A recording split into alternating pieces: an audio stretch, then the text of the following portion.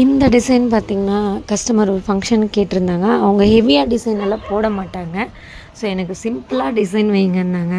ஹெவியாக கூட டிசைன் யோசித்து வச்சிடலாங்க, ஆனால் சிம்பிளாக வைக்கிறது ரொம்ப கஷ்டங்க.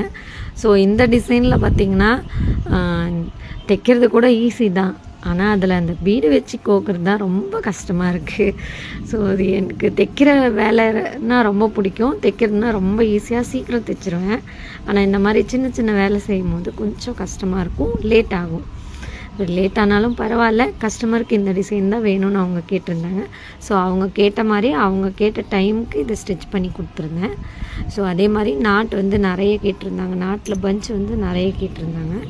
ஸோ அவங்களுக்கு பிடிச்ச மாதிரி பஞ்சும் வந்து நிறைய வச்சுருந்தேன் ப்ளவுஸில். இந்த வீடியோ உங்களுக்கு பிடிச்சிருந்தா நம்ம பேஜை ஃபாலோ பண்ணிக்கோங்க. தேங்க்யூ.